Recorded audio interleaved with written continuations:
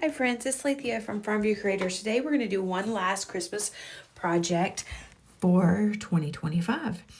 We're going to work on the Farmhouse Christmas inserts for the Interchangeable Wagon from the Rust Covered Cottage by Christina. I am separating all the pieces based on what colors I am planning on using. And I love this kit because you can change out the word farmhouse for Mary. You get both sets of words in that script font, which I think is very nice. And I'm going to use the very, very, very last of my British Grey acrylic paint with a baby wipe and give like a faux stained look to the sled and a couple of the pieces, the tree box and the sign and the hooks, as well as the bottom of the ice skates. And I'll only do one layer on that because I do want it to have that stained look and I want you to be able to see the wood grain through. Now I'm going to go in with Autumn Sage. This is a chalk style paint from Paint Couture. Chalk style paints kind of have more of a matte look to them when they dry. They're also really good for like sand distressing and things like that, which is what I'm planning on doing. So I have chalk style and mineral acrylic in this color, and I made sure that I had my chalk style. So I'm gonna use that on the ladder and the tree and the greenery. I did clean out the shiplap lines on the front sign that hangs on your wagon, just because I want that look to be there. And now I'm going in with Angelic for the tree box and the ice skates and some of the words.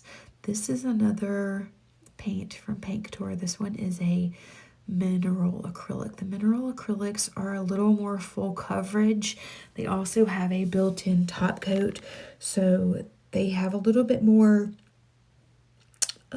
maybe glossy finish to them, but they're really good for full coverage. And I do love that they have a built-in top coat, even though I still go over it with another one, because you know I love my dead flat. Put my second layer on there, and I'm going to get my second layer, and then I will dig out those score lines yet again, because I really love the shiplap look.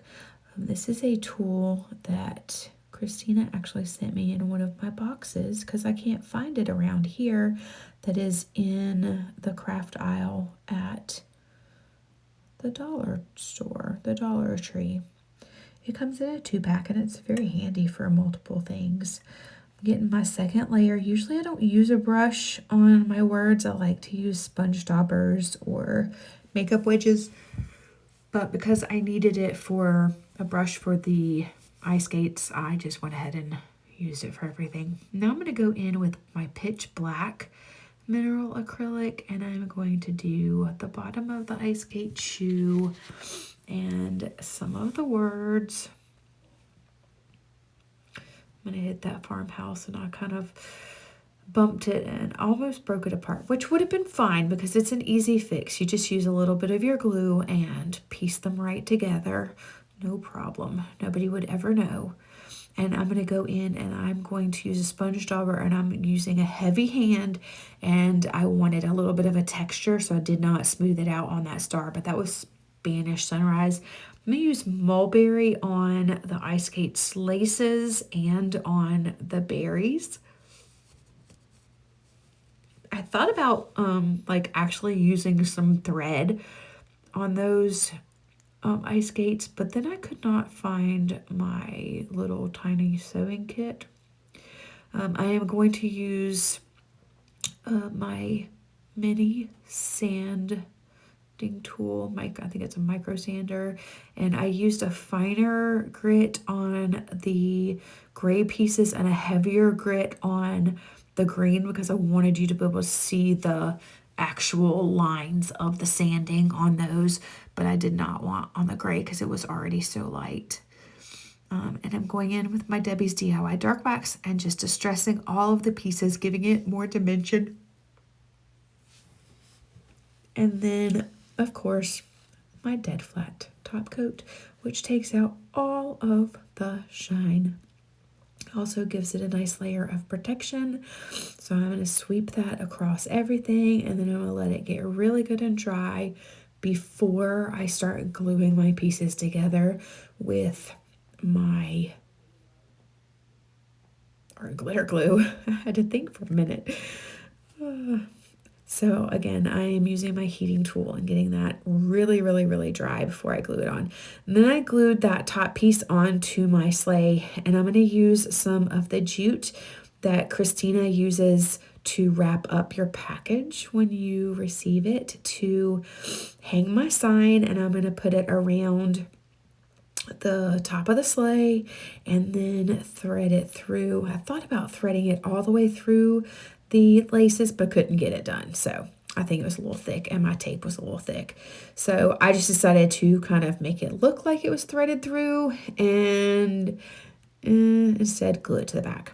So I try to do like a really thick knot by looping my tail end through the center piece multiple times, but then I decided I wanted to reinforce that with just a little dot of glue to really hold it in place. And then I'm going to put a loose knot and glue that to the back of the ice skates, and then I'm going to glue them into place on my sled. I did not want them actually like literally hanging on the sled, but I wanted to give that illusion. And then I threaded it through so that it would look like they were looped across. And again, I want the illusion that that sign is hanging, but I really don't want it flopping around. Then I put the box on the tree and the garland, and you can kind of tweak that however you want. And then I put my star on, made sure it was lined up how I wanted. For the words here, I went ahead and placed them, and then just as I was placing them, I was really thinking about, well, which one should I glue first? So that was the question. I also like to place them so that I don't accidentally misspell words, because I am not the best speller, and I also don't tend to pay much attention once I get in my groove. So I did decide to go ahead and glue down the scripty pieces there first so that I would know the spacing. Now there are score lines for those two, for and the on that front sign board. So that's why I was kind of tilting it up so that I could see those score lines. And then there you can see that there are score lines for the Christmas, and I'm just kind of making sure that I'm getting them within that outline and making sure that they are nice and straight and even as I go. And then I put down the bottom greenery. Wasn't really sure how far down I needed that, so I quickly got my top greenery on there so that I would have time to wiggle farmhouse if I needed. But I love how it turned out. Here it is laid out, and there it is in my wagon. I love it, love it, love it. I hope you love it too. Be sure to like and subscribe. Thanks for watching.